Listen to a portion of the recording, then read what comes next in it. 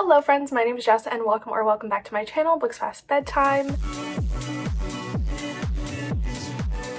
In today's video, we are going to be doing the brother video to the last video I posted, and I am going to be telling you my favorite romance books of 2024. Now, this year I just counted and I have read exactly 70 romance books. These are specifically romance books and not just books with Achillean main characters. These are like strictly romance books. And I know I just recently posted an like book recommendations video, but this is specifically my favorite romance books of 2024, and I felt like it deserved its own video. But of course, since I have read 70 romance books in 2024, I wanted to share with you my 10 favorites so that you know which ones are worth the read. These are in no particular order. They are not ranked. You are gonna have to wait for my best books of the year video to find out which ones made it into that, and I will rank that video so you will know my favorite book of the year when that video comes out. It's scheduled for Christmas, so look out for that. Subscribe if you're not already. Hit the bell notification to be notified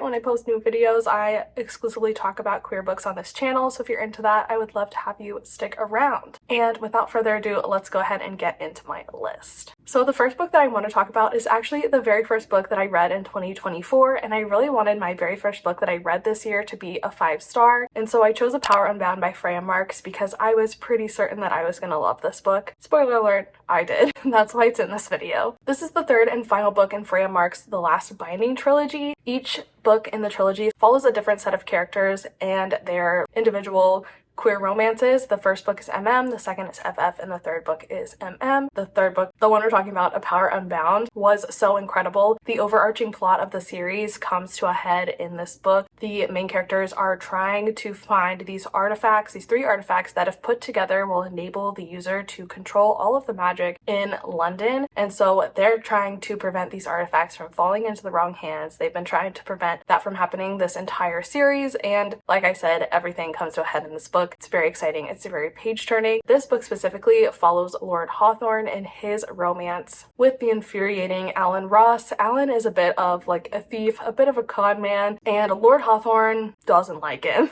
They irritate the heck out of each other, and so we've got enemies to lovers vibes going on, but they're being forced to work together to save the fate of British magic, and so they have to figure out how to work together, and there's this simmering attraction under everything that the two do eventually give into, and they find out that maybe they complement each other in more ways than one. I loved this book. I thought it was such a great finale to the series. It was so exciting, so fast-paced. I love the magic system and the world that Freya Marks created in these books. I think that I did like this one the best in the entire series, and the romance between Lord Hawthorne and Alan was so fire, so hot. It was so good. There's this one like good, I think it's like a hiding in a coat closet kind of scene that is really hot and spicy, and just the tension and the pining, but like the bickering and the banter between the two of them was so good. It kept me so engaged in the relationship, and I really just like had to know what was going to happen next. I couldn't stop reading this book. I loved it. It was such a great way to start the year, and I recommend you start your year next year with this book because it was amazing. Of course, I also have to give special mention to Heartstopper Volume 5 by Alice Oseman. This, of course, is the 5th volume in the Heartstopper graphic novel series. This is a YA graphic novel series following Nick and Charlie and their high school romance as they navigate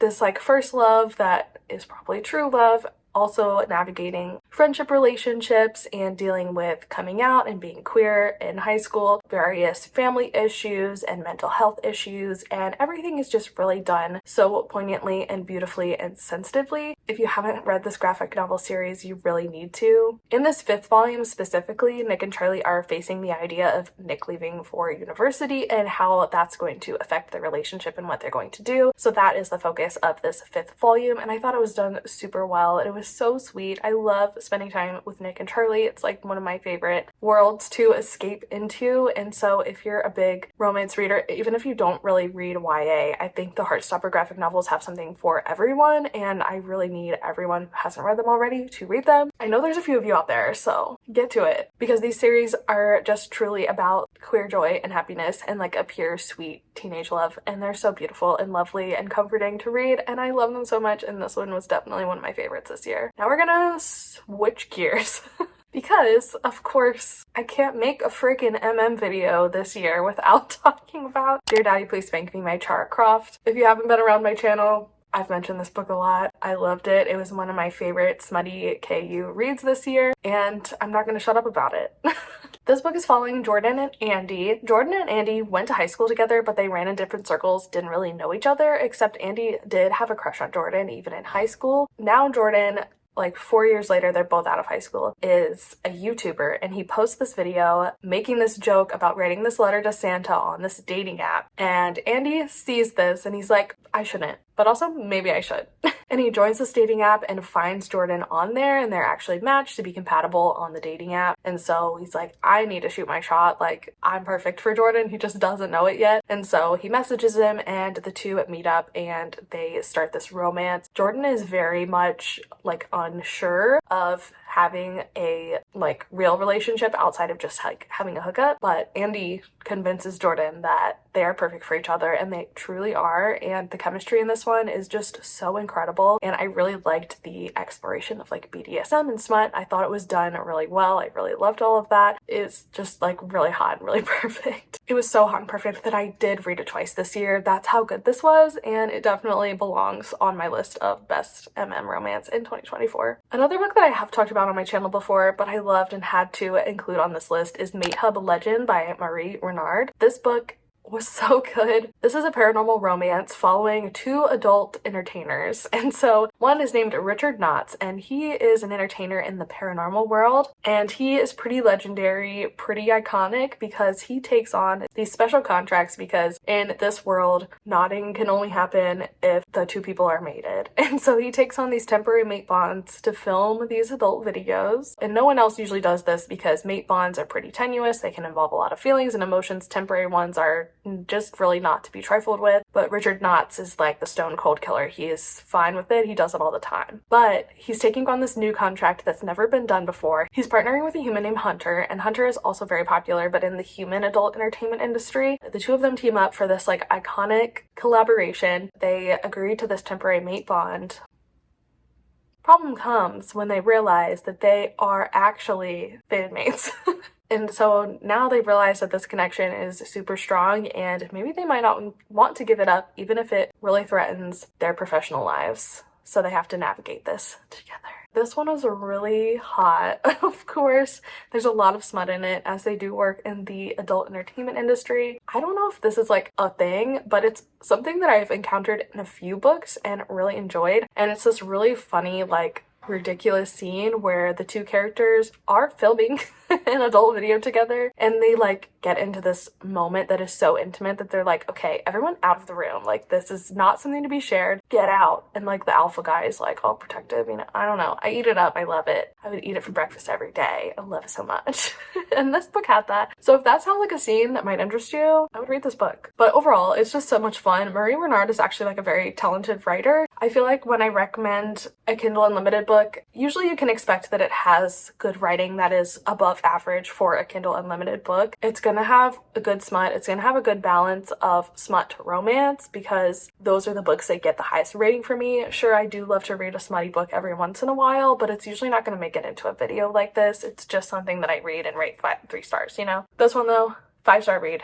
So good. The concept is so unique and fun, and the romance and the chemistry was just so hot. I loved it. This one is so good. Another book I have to mention is Prince of Agony by Tavia Lark. This book is the 6th and final book in her Perilous Court series. I'm so sad this series is over because I have loved it the past 2 or 3 years that it's been releasing. I've been eating it up. I'm so sad it's gone, but I can't wait to see what Tavia does next. So if you want to be caught up, definitely read the Perilous Court series. I do have a video where I talked all about Tavia Lark's backlist. She's one of my favorite authors, so if you're interested, check that video out. I'll leave it linked above. But like I said, this is the 6th and final book in the series. Can kind of read these as standalones. There's not really a ton of outside plot other than the romance, and each book is an individual character's romance, so you could read them as standalones or in order, whatever appeals to you. This one is following Kezia Dyer, who's the last prince to be paired off. He is the youngest, he's the baby, and in previous books when we've met him, he seemed like a spoiled brat, but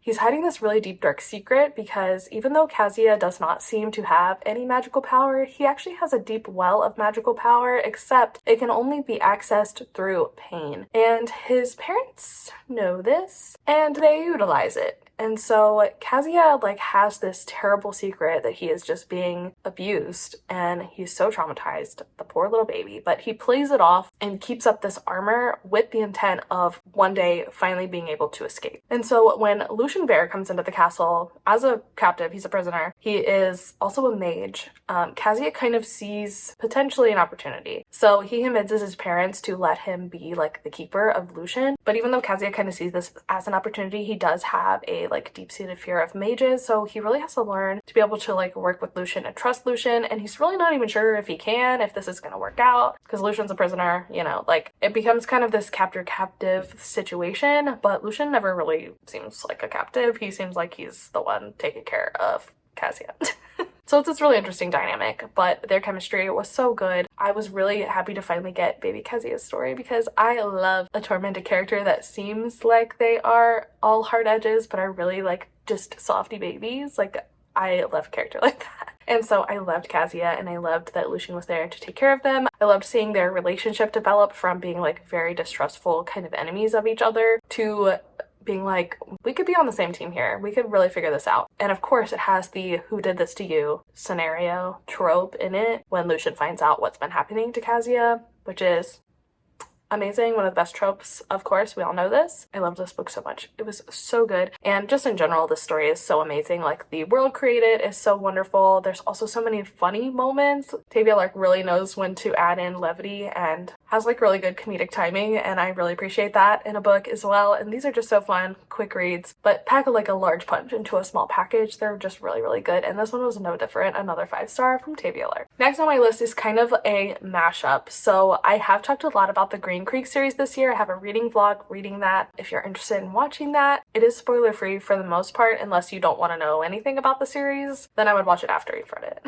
But in 2024, I did read 3 of the 4 books. So I read Raven Song, Heart Song, and Brother Song this year. I do think Raven Song is my favorite. Just as a general overview, the Green Creek series is by TJ Klune, and it's his paranormal like wolf shifter series. It follows the Bennett pack of werewolves. They live in Portland on this magical land, and they're kind of like the royalty of the werewolf world. They're kind of like the werewolf family. And each book is an individual brother of the Bennett pack's romance, with the exception of Raven Song, which is like their uncle's romance, but a family member of the Bennett pack. All of their romances, they're all MM, and they're all amazing. They're all so good. This is such an incredible world. The world that TJ Klune develops is like so rich and beautiful and magical. And not only are the romances just so brutal and filled with pining, no one does pining like TJ Klune. If you want your romances to hurt, you need to read these because they're all very, very painful. Don't worry, they're all happy endings, but the way they're not so happy.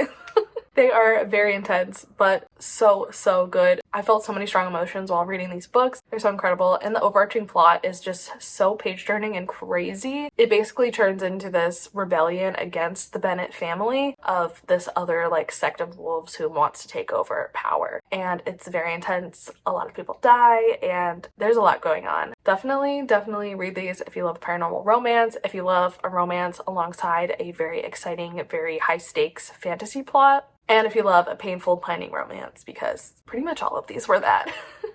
Also, of course, we have to talk about The Prospects by K.T. Hoffman. This is one of my favorite contemporary romances of the year. I loved this book, and it has trans rep, which is amazing. Our main character, Gene, is the very first openly trans player in professional baseball. He plays on a minor league team, and his world gets kind of shaken up when a new player, Luis, gets transferred onto the team. Gene and Luis actually have a history. They went to college together, used to be friends, had a falling out, and haven't seen each other since. So they have this history that's kind of painful. They kind of don't really like each other, don't know how to approach each other, and it also turns into this rivalry when they're competing for the same position on the team. But they also have to learn how to work together and be team players, or else the whole vibe of the team is going to be thrown off and they're not going to win or be successful. And Luis also dreams of playing on the major leagues, and Gene is kind of jealous of this, not sure how to feel about it, because he's kind of accepted that like this is the best he's gonna get, and just is trying to be happy about it. But he realizes through Luis that maybe he can dream bigger, which is so sweet. I love love that that's kind of the direction it goes. And of course, throughout the course of this book, Jean and Louise have the sweetest, funniest rivals to friends to lovers romance that I just loved and was obsessed with. This book was so good. I just loved it so fucking much. Like, I was just like smiling the whole time. It was so entertaining. It was so lovely. It was so emotional. I did cry reading this book. The writing was incredible. The characters were incredible. I loved the romance. I loved all the side characters and the messages about friendship. And I also loved that Jean was inspired to live bigger. Like, this is such a book of queer joy. I want to live in a world where there are openly trans players in professional baseball and they're encouraged to dream even bigger. It was so lovely. Like, I know that's so cheesy and corny, but it was so great. I really loved reading this book so much. It was such a special book to me. It was such a good romance, and I want everyone to read it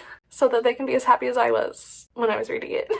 Next on my list is A Nobleman's Guide to Seducing a Scoundrel by KJ Charles. This was probably my favorite historical romance that I read this year. It was just so good and so funny. In this book, we're following Rufus, who is the newly appointed Earl of Oxney. He is kind of unexpectedly thrust into this role, and the rest of his family is not too happy about it either, but he's really trying to do the best he can, but he has been left with just not a great inheritance. Like, it's just a mess, and he's trying to figure things out. And so he ends up forming this unlikely alliance with Luke Doomsday, who is a son of a notorious local smuggling clan, but he's also really good at secretarial work, so Rufus hires him, and the two of them try to sort through everything that's left of the earldom, trying to get it back in order, and also have a romance along the way. But it turns out that Luke is hiding a huge secret that will throw his and Rufus's romance into question. If everything is true, what's going on? Craziness ensues. KJ Charles is such a talented author, and their romances are just so good, but I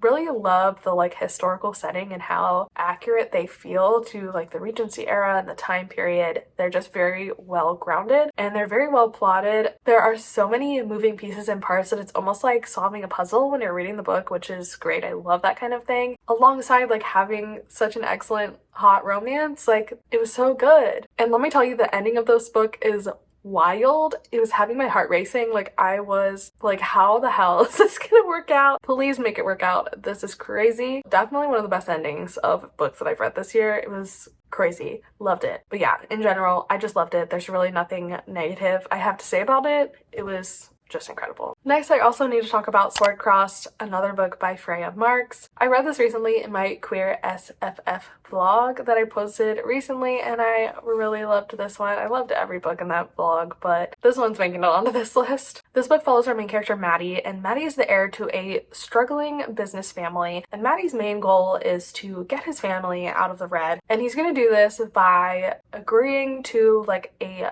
arranged business marriage to a woman from a family that is doing well financially, and so his entire life kind of hinges on this marriage going well. And in this world, sometimes if people don't want a marriage to go through, they will challenge the groom to a duel, a sword duel. Maddie doesn't really know his way around a sword yet. So he ends up hiring Luca to be his swordsman to stand up by him at his wedding and make sure if there is a duel, Maddie wins it. But as Maddie and Luca train together, they get closer and they start to notice the simmering attraction between them. But of course, Maddie has everything to lose and Luca is kind of pretending to be somebody who's not. So the two of them have to navigate this growing attraction while figuring out how they could possibly fit in one another's lives. And this book was honestly just so fun. I loved the world. It was very like low fantasy, and so it was very like fun and easy to read. And I loved all of the characters in this book. Maddie and Luca themselves were amazing, but there were also really great side characters like Maddie's sister, and also Maddie's betrothed was great as well. I really liked the relationship actually between Maddie and his betrothed because it was very friendly, very understanding, like they're there to help each other out, and they were like totally cool, like no betrayal bullshit going on. Like, it was great. And the romance between Maddie and Luca again was like one of my favorite things. It was just so incredibly painful and was just full of pining and like, how could this possibly work out? And I do love that shit. I have to admit, I am guilty. But this was just so much fun. There was nothing not to love. A great world, a fun plot, funny ridiculous moments, and an amazing romance. I loved it. This one also had a really good ending. I really honestly did see the ending coming. I was like, this solution seems obvious to me. Why have you guys not thought of it yet? They're boys, so they're stupid. But it was really great. I loved it so much, and I definitely think that this one is worth picking up. And the last book I have to talk about, of course, again, if you watched my Queer SFF vlog, you'll know that I loved this one as well, and that is A Taste of Gold and Iron by Alexandra Rowland. In this book, we're following Prince Kadu. Prince Kadu is a very shy prince of this nation. At the beginning of this book, this humiliating altercation happened between Kadu and his sister's baby daddy, basically. And so Kadu now has to prove himself to his sister, prove his loyalty, prove that he is intelligent enough to handle his role as a prince and navigate court politics without making a fool of himself. So he's kind of in this like lowly position when we start the book, and he's been assigned a new bodyguard named Evermer because his previous bodyguard was also involved in the aforementioned altercation. Evermer, on the other hand, he is very like aloof, and he is very cold, very like perfect bodyguard. Like, he is very much no nonsense, not going to engage, not going to have a personal relationship with Kadu, but Kadu breaks down his walls eventually. Mostly because together, Evermer and Kadu discover this dangerous conspiracy that threatens his sister's rule. They throw themselves into investigating this to try and save the kingdom, save his sister, and figure out what the hell is going on. And as they're doing this, they grow closer, come to understand one another, and have this beautiful, again, very painful romance. I don't know what it is about me. Maybe I am a masochist. Like, why do I love pain? Like, that was too much. That was too much.